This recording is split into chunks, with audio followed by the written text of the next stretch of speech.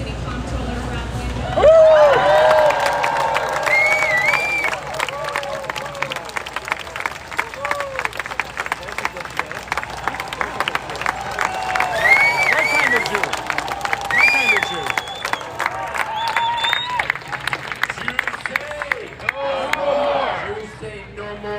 Starvation. Jews say no more. Jews say no more to ethnic cleansing. Jews say no more. Jews say no more to the destruction of Gaza. Jews say no more. Jews say no more to occupation.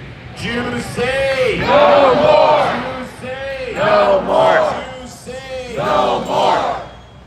We gather tonight, one day after Tisha B'Av. Yesterday on Tisha B'Av, we mourned a destruction that happened to the people of Israel. Today, we mourn a destruction being caused by the state of Israel. And we say no more. We gather at a moment of profound crisis. Palestinians in Gaza are enduring a catastrophic, rolling destruction that is happening in our name. And we not in our name. Hundreds have already died from starvation, mostly children, and thousands more are on the brink.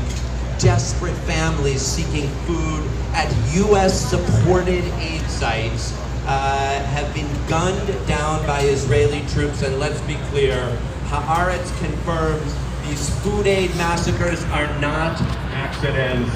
They are Israeli policy. Jews say no more. No more. Say no more. As Jewish leaders in this great Jewish city, we are required to act. Netanyahu's campaign of starvation and war is not just a humanitarian disaster. It is, as Rabbi Jill Jacobs said last week, a Chilul Hashem, a desecration of God's name. Jews say no more. If you believe that all human beings are created b'tselem Elohim, in God's image, then you are required to act now. Somehow, war, which should help us all see that other people's children are created just as b'tselem Elohim as our own, flattens hardened hearts. And yet, it is our time. Jews say no more. Jews say no more. On October 9th, as Mariah said, if not now, gathered many of us in Washington Square Park to cry out no more even then. And I want to shout out someone who was there with us that night, Public Advocate Jumaane Williams.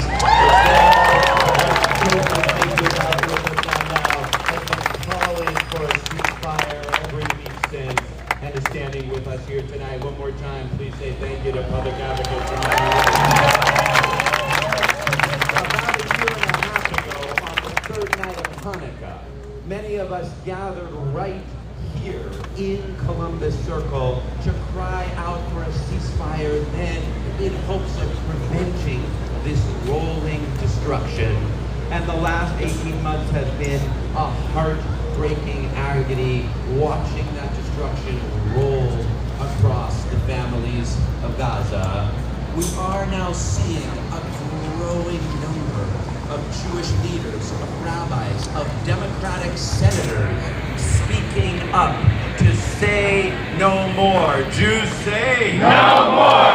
Jews say no more. Say enough to Netanyahu, enough to war and occupation, enough to prioritizing Jewish safety at the cost of Palestinian lives. Because let's be clear, Netanyahu is killing Palestinians, and he's not making Jews any safer. We heard this on the floor of the Senate last week when Senator Brian Schaaf said Netanyahu is making Israelis and Jews unsafe all over the world. Right. And what we're called to do right now is keep that chorus of voices growing. whether folks were here on October 9th or here on the third night of Hanukkah, there are still not yet enough of us here tonight, not enough Jews saying, no more! So, last week, 27 Democratic senators voted against sending more bombs and guns to Israel until they end the starvation and destruction. But we must speak up louder and add more voices and more votes. We are called on to stop that Chilul Hashem. We are called on to cry out Echa. We are called on to build this movement louder and louder and louder, because there is no safety in Israel and Palestine until Jews and Muslims recognize their mutual humanity. And that's true here as well. Jews and Muslims will not be divided against each other.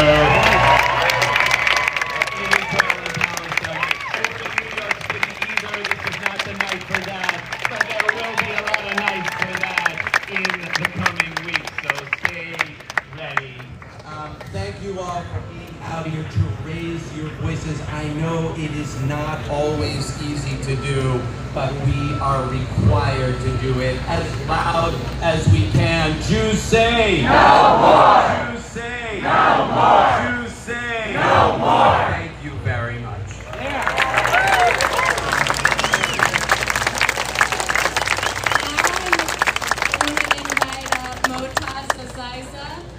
A Palestinian photojournalist who's been covering what's been happening on the ground.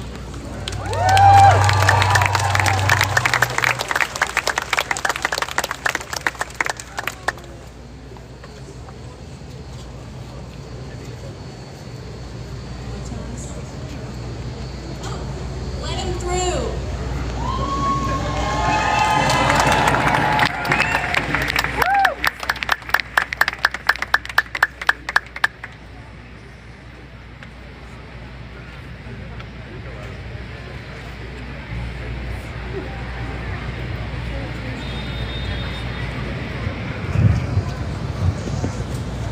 Shalom everyone. Shalom. It's my first time to be surrounded that much of Jewish people.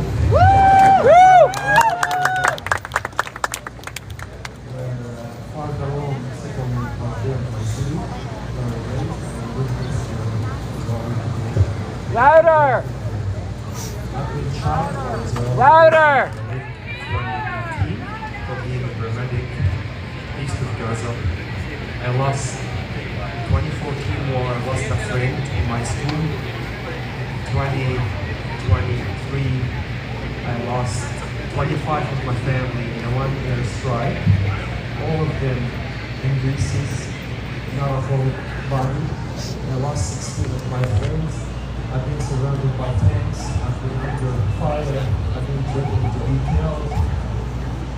And today I survived after I evacuated, because what's happening there is a madness you can't imagine. And for me, I'm happy today to see you today, especially Jewish people, to be protesting for Gaza, to end the genocide, calling to end the occupation. It's more special when it comes for you. You know why? Because when we see the settlers provoking the people in the West Bank and shooting and killing the Palestinians, the farmers and the land, that built more hate inside us.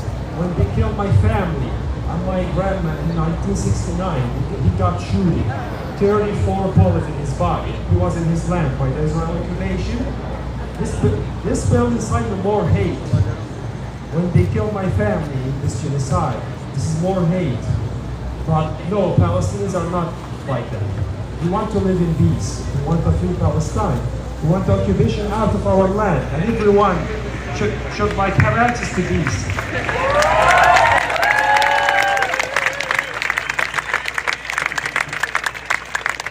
I've been born and raised in Gaza. I never left. In 2023, I got the chance to apply for permission to go to see my home, West Bank and Jerusalem. And I got revoked by Israeli occupation for being a terrorist for no reason. I was just, a young photographer from Gaza who applied. And by the way, my My boss in the work, she's Jewish. And her father survived from Nazis. So I don't know how they think. Every young boy in Gaza, even when the moment you get your ID, you are a terrorist. I don't know why. We've been accused of a lot of things. They built a lot of hate inside us. I'm here today to show that, yeah, I'm Palestinian from Gaza. I have a camera. I don't have any hate for anyone of you. I just called you and demand from you to stand with us. This could be end with all of you, with all of your support. We can reach peace. We can end this genocide.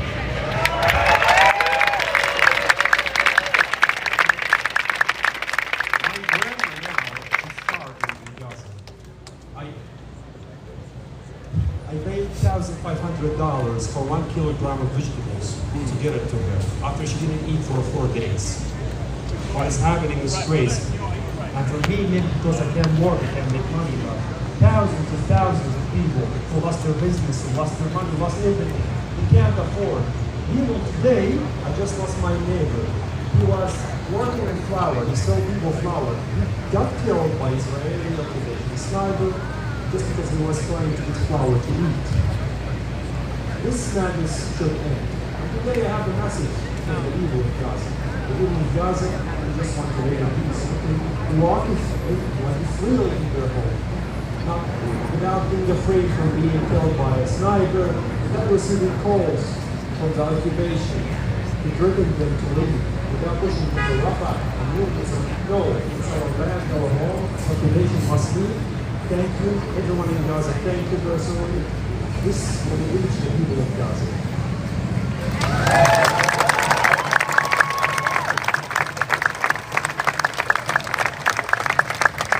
As I told you,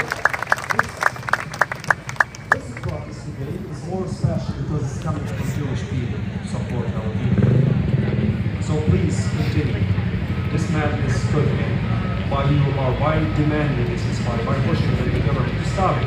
Stop any incubation with millions of dollars, not billions of weapons. We are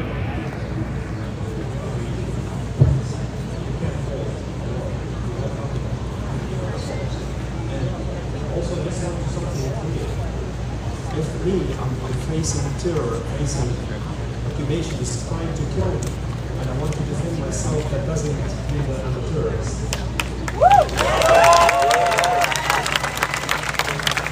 So, to make it clear,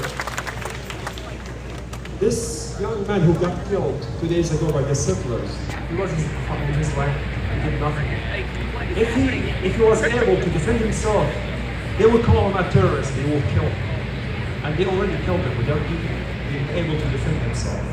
I want peace, I want justice, I want protection for my people in Gaza and occupied Palestine. Thank you so much, everyone. Thank you. Jews say More. Jews say No more. Jews say No more. Jews say No more. Thank you so much. Next I want to invite up Murad Oualda, a Palestinian American immigrant rights leader. Thank you. And I'm not sure how I'm supposed to follow after our brother Montez just shared his heroic and heartbreaking story. In this moment, we're seeing dehumanization to levels we've never seen before. And I don't want to erase any other community's feelings about historical moments that we've all seen and learned about. But this is a moment that the history books will not have enough paper to write. The list of names continues of people being murdered, because this is what is happening. People are intentionally being starved to death. Children are being starved to death.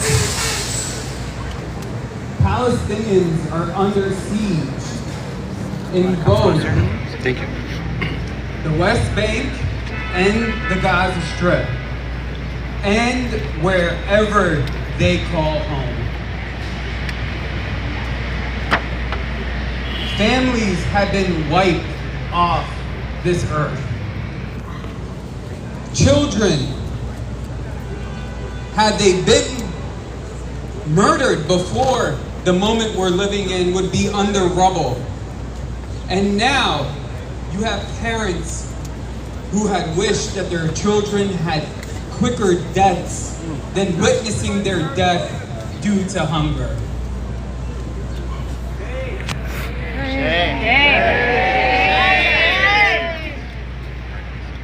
And the world continues to look the other way.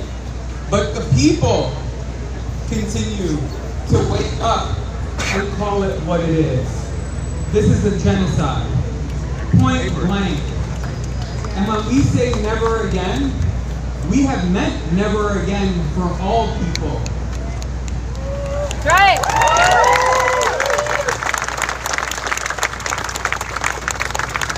It becomes incredibly hyperbolic to say our hearts are broken. Because how much can a heart break after being broken day after day after day for nearly 2 years and many years before that? We're here to say no more. No more bombs on homes and hospitals. No more starving and suffocating an entire people. And no more turning away from the cries of the mothers and the fathers searching for an ounce of hope and flour. Justice demands action. Humanity demands courage. And we call on every single person to step up and take action. Every leader in government who decides not to step up has blood on their hands. We call on every person of conscience to act. This is not just about this moment, but the moments we will continue to live and how we show up as people of conscience. We will not stop speaking out. We will not stop taking action. And we will not stop demanding justice until all the chains are broken. Until all the bombs are stopped. Until every Palestinian child can live free on their land.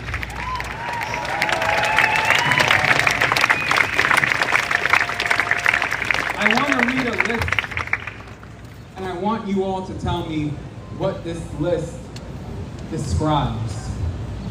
First, it's of classification. Labeling communities or others as us versus them. The next is symbolization. Requiring IDs, requiring badges. The next is discrimination through practices of the law or political power to deny rights of a targeted group. Dehumanization, treating a group as less than human.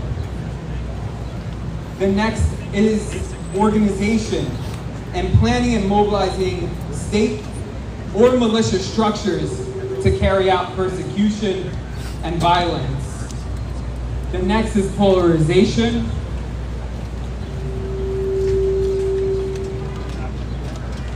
The next is persecution. The next is extermination.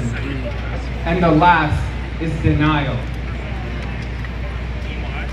Those are the 10 steps of genocide. And we are living them, brothers and sisters. Thank you. I'd like to introduce Robert Beinart. Peter Beinart. Woo! Woo! Woo!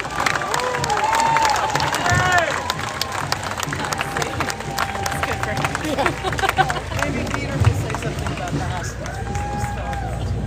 Two wrongs don't make a right. Thank you.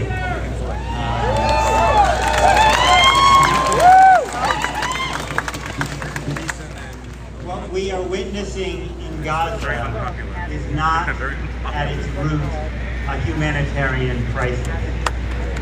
It's not an earthquake or a flood. It is the attempted destruction of a people. And it did not begin in response to the massacre of October 7th. I know this is painful for many Jews to hear, but we must speak the truth. It began in 1948.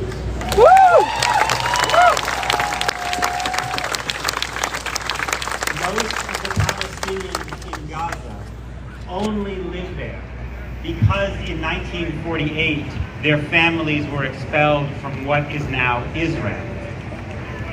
Since 1948, Palestinians have been trying to return home, sometimes peacefully, sometimes violently. And Israel has responded by attacking Gaza again and again and again. It occupied Gaza in 1967. It began isolating Gaza in the early 1990s, long before Hamas gained power. Once Israel withdrew its settlements and Hamas took over in 2007, it intensified the blockade and turned Gaza into an open-air prison. The blockade and turned Gaza into an open-air prison. Now it is trying starvation and mass expulsion. Last month, Israel's defense minister said that Israel's goal was to force Gaza's Palestinians into a tiny sliver of land next to Egypt, from which there would be only one exit to another country. Israel has tried bombardment, settlement, blockade, starvation, expulsion. What it has not Palestinians as equal human beings who have the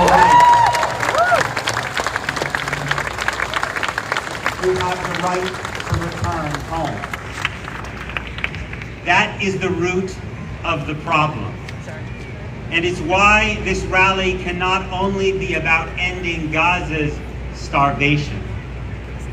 We are not gathered here merely to demand that the world allow more food into a jail cell. The people of Gaza deserve more than flour. They deserve freedom.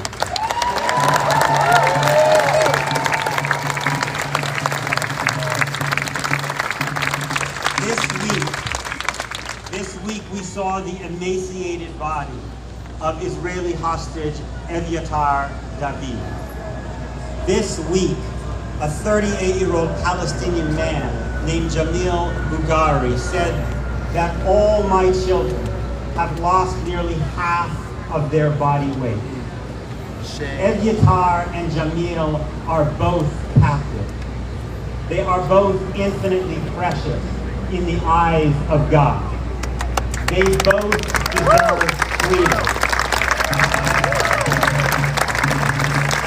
They both deserve the right to go home. I know many people consider this vision absurd. How could Jews and Palestinians ever live together equally under the same law? But is that not the principle for which we fight in the United States? Yep. With our history of brutal violence, a country in which the descendants of slaves and slaveholders can stand equal before the law?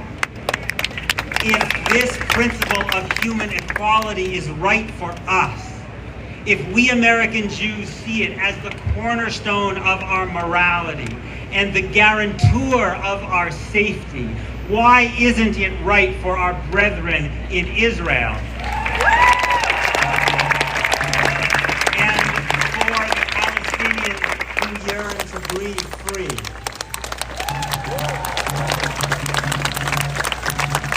Yesterday, on Tisha B'Av, we ended the Book of Lamentations with the refrain, "Let us return, renew our days as of old." Let us dream of a world in which both the Israeli and the Palestinian captives in Gaza can return, and in which we, the Jewish people, return to our highest ideals, from which we have been exiled for far too long.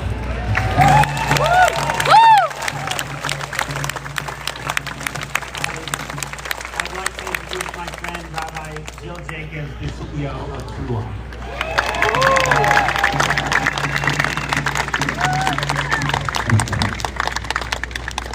Thank you to Peter and Murad. I want to give a special thank you to Motaj for sharing your family's story. And of course to Brad for modeling what a public servant can and should be. Thank you. And to Mariah and everybody else who's involved in organizing this gathering. Today, the temple is burning. We might have observed Tisha B'Av, the 9th of the Hebrew month of yesterday, but our tradition teaches that while the fire was ignited on the 9th, the temple actually mostly burned on the 10th. We fast and we mourn on the 9th because that's the day when the disaster began. But disasters can't really be contained to one day. That's why some Tisha B'Av restrictions actually last into the 10th day. But even before the destruction of the temple, there was corruption, there was hatred, there was a siege, there was hunger, there was a group of zealots forcing the people into an ill-conceived war. Nor did the pain stop after the destruction. We felt the repercussions, the death, the destruction, the hunger, the loss of home for millennia. It was impossible on Saturday night to read Eicha without hearing the echoes of Gaza.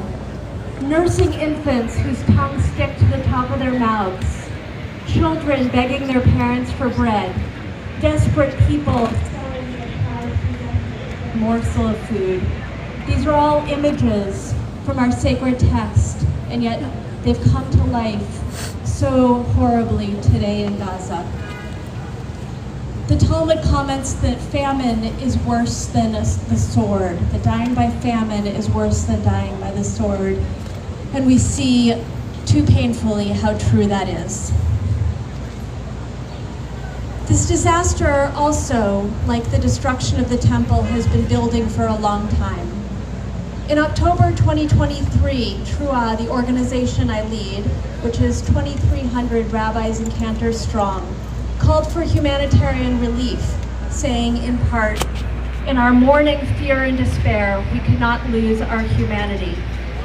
We went on to say, "Sealing the border will result in the deaths of more innocent people." I wish we had been wrong. Since then, we have not stopped advocating for an end to the indiscriminate destruction and bombing of Gaza. At the end of November 2023, I was in Israel as the first ceasefire went into effect.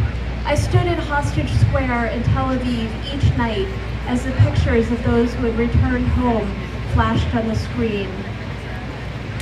And we saw also that there was some relief for that short period of time for people in Gaza. It could have ended there, but 2 years later, almost, the war drags on, and the humanitarian catastrophe that we and so many others warned about has tragically come to pass. Since October 7th, when more than 1,200 Israelis were killed, nearly 250 taken captive. Since then, more than 60,000 Palestinians, including more than 18,000 children, have been killed, as have some 900 Israeli soldiers and dozens of hostages and other Israelis. As we saw in brutal videos released this week, the remaining living hostages are in mortal danger. And now, over the past few days, nearly 200 Palestinians have died just of starvation. That's in addition to the thousands killed by Israeli soldiers in the past week seeking food. Shame. Last week, a minion of rabbis, including me and others here, were arrested blocking the street outside of the Israeli consulate. The next day, another group of rabbis were arrested in D.C.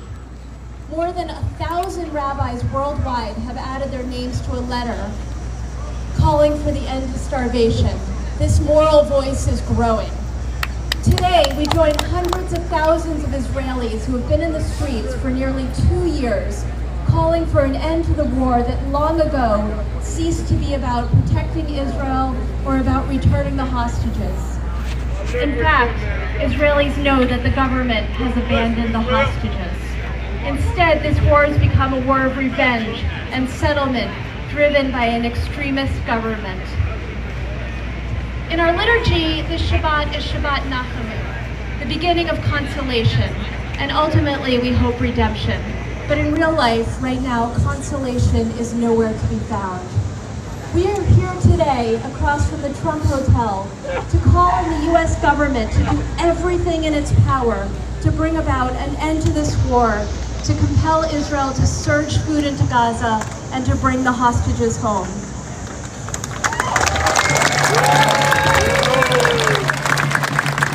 Like the destruction of the temple, this disaster won't end in a day or a week or a month. Ending the war is only the first step in containing this disaster. We also need a political solution that guarantees that both Jews and Palestinians can enjoy their human rights, can live in safety, and can have the same right to self-determination. Right. Today, the temple is burning. But the good news is that more Jews around the world than ever are crying out for safety and justice for both Palestinians and Israelis. Together, we can move from disaster to consolation and then redemption.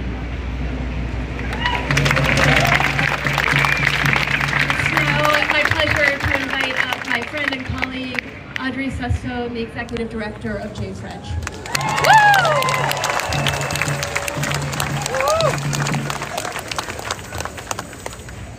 Thank you, Amy. Thank you, Jill.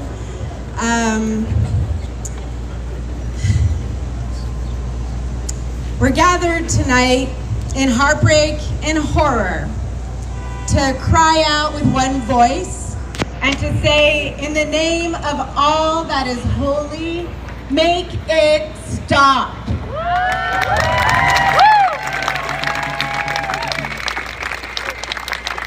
Since October of 2023, the Israeli government has been waging a relentless campaign of terror on the people of Gaza. They have shown over and over and over that they're willing to use the real grief of hostage families to manufacture consent for their terror, and are more than willing to abandon those hostages to achieve their primary goal: the destruction of Palestinian life, past, present, and future. Now, nearly 2 years into their shameful genocidal onslaught, we are seeing the dam of public opinion finally begin to break. More and more people are breaking their silence and taking action. They are demanding, like all of you here, an end to the blockade, an end to Israel's policy of mass starvation, and an end to the ongoing ethnic cleansing of Palestinians. If you're feeling that this change is too late, it's because, of course, it is. Tens of thousands, maybe hundreds, of Palestinian lives are gone, wiped off the face of the earth. Entire families gone. Entire neighborhoods, infrastructure, hospitals, schools, gone. We have seen things we can never unsee already. And now we're seeing human skeletons, desperate for a bag of flour, their family members risking life and limb at distribution sites where they're as likely to get gunned down by snipers as they are to return to their loved ones with the slightest morsel of relief. The cruelty is unfathomable, and yet we've watched it go on for months upon months. It should never have come to this. But that is why we must steer this tipping point toward real action. There is no time to waste. We have a responsibility to welcome this shift and do everything in our power to leverage it to advance concrete policies from this U.S. government that can bring real relief and justice to the people of Gaza now. Which is why I am so grateful to be with you all tonight. We need to invite more and more and more people in. We have to encourage them to listen to the voice inside of them that knows that there is no justification for what they are witnessing, no matter how many more lies the Netanyahu government and his twisted war criminal collaborators put out. It is genuinely, astonishingly mind-bending to listen to people deny what is so plain to see. And what is plain to see is that Israel is starving Gaza with impunity, just as Israel and the settlers commit atrocities in the West Bank with impunity. It starts with dehumanization and decades of apartheid and ethnic cleansing, and now here we are, all in the name of supposed Jewish safety. But we know it does not make us safe, and more to the point, it is depraved and it cannot go on.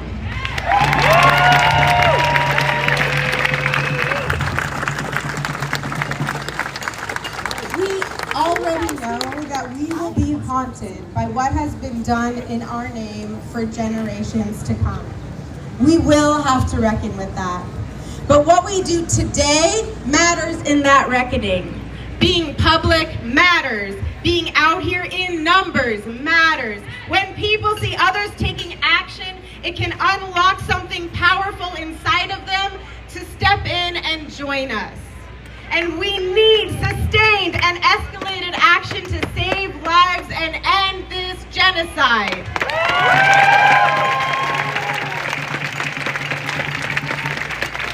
Your job, each and every one of you, moving forward, is to ask yourself and keep asking yourself, what concrete action can I take today that will further the cause of Palestinian justice? What, even if it feels uncomfortable, what can I do today that can further that justice? What am I willing to risk? And who else can I bring along, importantly, so that God willing, inshallah, we can end this nightmare. If this isn't the time to have those hard conversations and to take those risks, when is?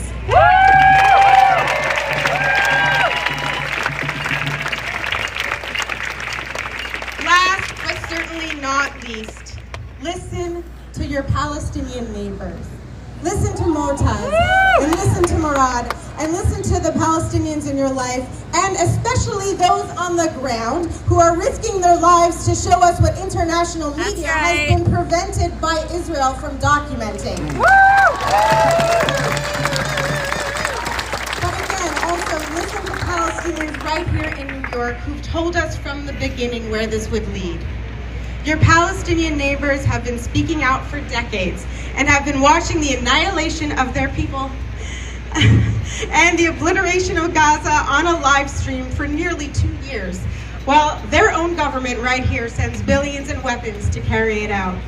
Our own history of dehumanization teaches us nothing, if not that we must stand with Palestinians during this time in outrage and solidarity. Motaz wants to add something. I'm going to close by saying, at JFridge, we believe that none of us can be free until all of us are free.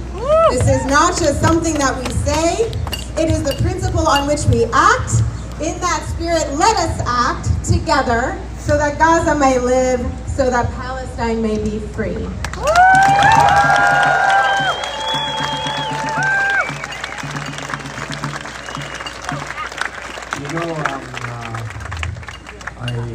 jealous, you know. I wish, but I got jealous that at least here you are caring about your people, even the people who are hostages. But for sorry, since the genocide started, nobody spoke about the Palestinian prisoners inside the Israeli occupation prisons. No one.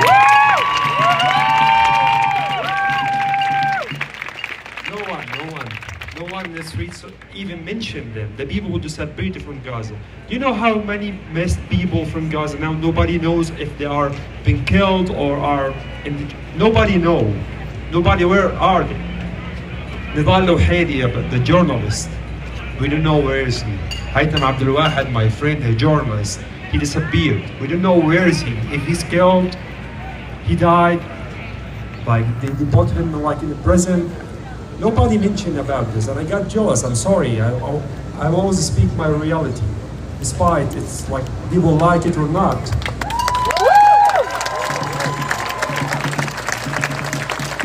This genocide, it changed us. It changed how we see the world. It made us hate the world. I'm sorry. You can't love the world after you lose all of your family and your people. You'll never do. This is the human nature. If you take all the loved ones from him. So please don't forget the people about the Palestinians who are in the Israeli occupation prisons. Nobody mentioned thing about them. We don't know. We know. We need to ask how to know their destiny. Where are they? What their situation? The first video that we saw from the Israeli occupation prisons about our prisoners. What was it? A dog raping a Palestinian.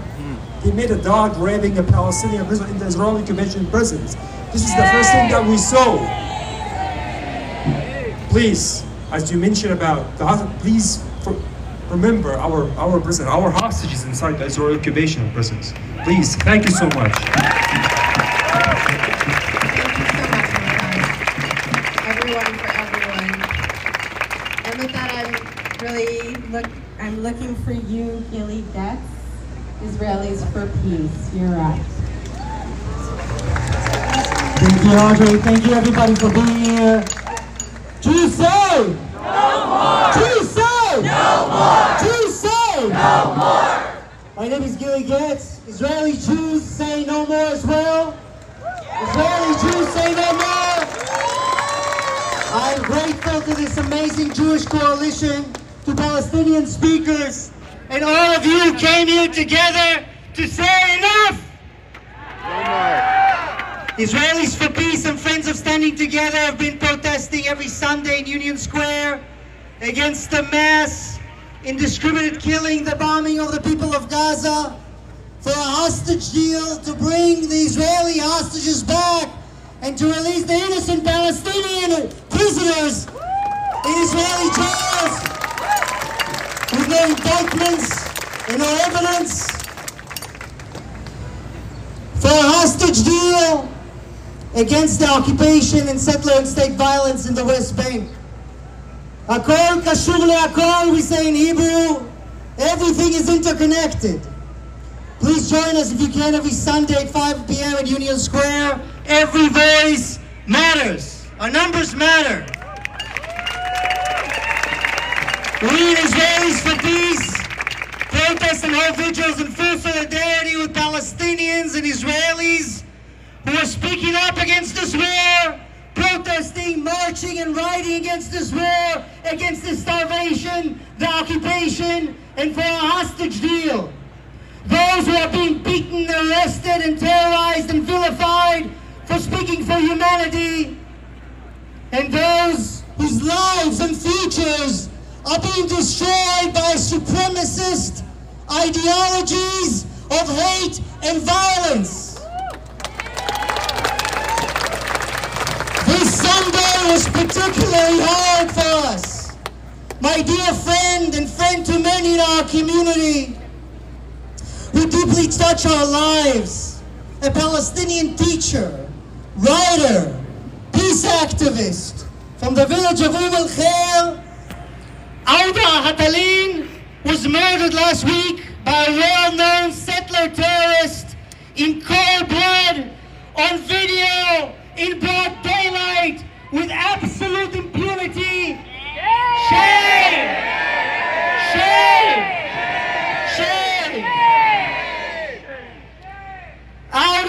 was murdered as part of an ongoing ethnic cleansing of Masafayata. Auda was kind, brilliant leader, a beautiful human being who modeled joint nonviolent struggle. He was murdered. His village is being terrorized as we speak. His family is denied the dignity of a proper burial. We joined this family in the village in demand that the Israeli government allows a proper funeral and justice. His murderer, just like his life under occupation, epitomizes a system of apartheid in which people like Auda are stripped of their basic humanity, their basic rights and dignity, a system of dehumanization. This very system that produced Ben Gvir and Smotrich, who are preventing a hostage deal and call for even more killing and destruction. Shame! Shame! They do this despite overwhelming support by both the Israeli public and the security establishment that support ending the war and bringing the hostages back. That includes recently 19 former Israeli security chiefs from Mossad, Shin Bet, military, and police. This war is no longer about security. It's no longer even about revenge. It's about annihilation, genocide, as named by another former Israeli general, and the formation of a dictatorship from the river to the sea, the destruction of democratic structure and oppression of all Palestinian and Israeli Jews who oppose the regime. Shame! Shame! Shame! Both Israeli hostages and soldiers, and as well as 18,000 Palestinian children, are paying with their lives for this dark vision that will keep no one safe or free. Not in Gaza, not in Palestine, not in Israel, and not here in America that is complicit with these crimes. We demand that Trump and the world force an immediate hostage deal. The hostages are being sacrificed, tortured by Hamas, and dying in Gaza in order to prolong Netanyahu's political survival. It's horrifying to see the videos of Eviatar and Rom starved by Hamas. It is horrifying to see million women and children in Gaza being starved by Netanyahu-made famine and being shot to death when trying to simply get food to eat from a so-called distribution centers. The mass the mass dehumanization of an entire population is a direct assault on our Jewish values, our shared humanity, and the memory of the Holocaust. We are witnessing the collapse of the very institutions that were built after the Holocaust to prevent another genocide. As a Jew, I know what mass dehumanization leads to. I know it led to the Holocaust.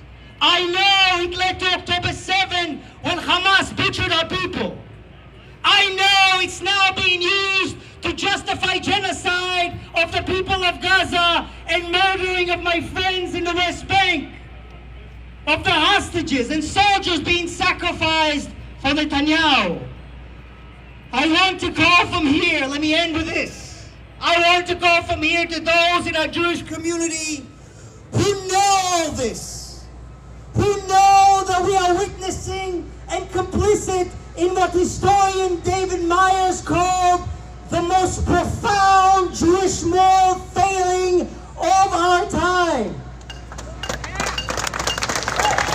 But those who know but have not yet spoken out or joined us in protest, I know Hezbollah culture is demanding that we deny, minimize, and justify the atrocity does in our name.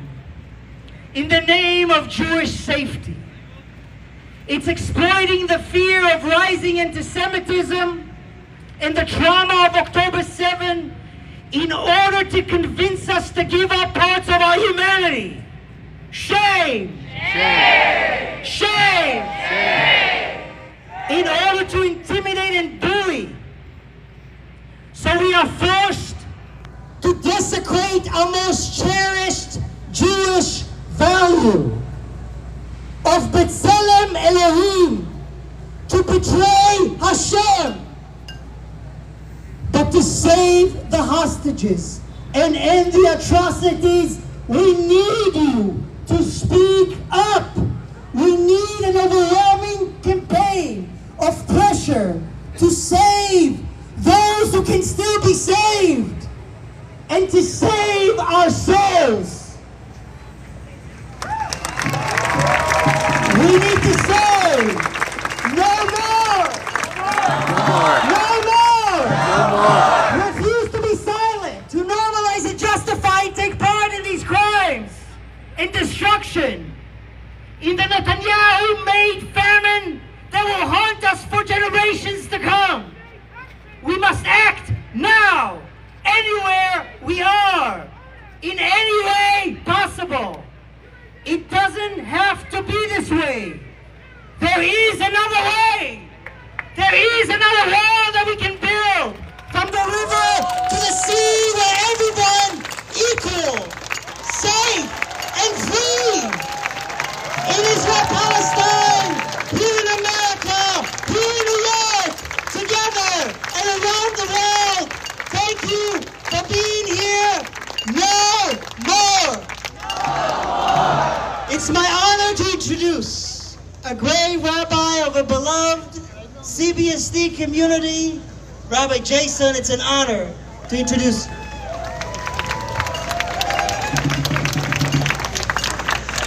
Thank you everyone for being here tonight. For years I have thought and taught that Judaism is not about the world as it is. It is about the world as it could and should be. Yet the more I have returned to this guiding principle, the more I have realized that there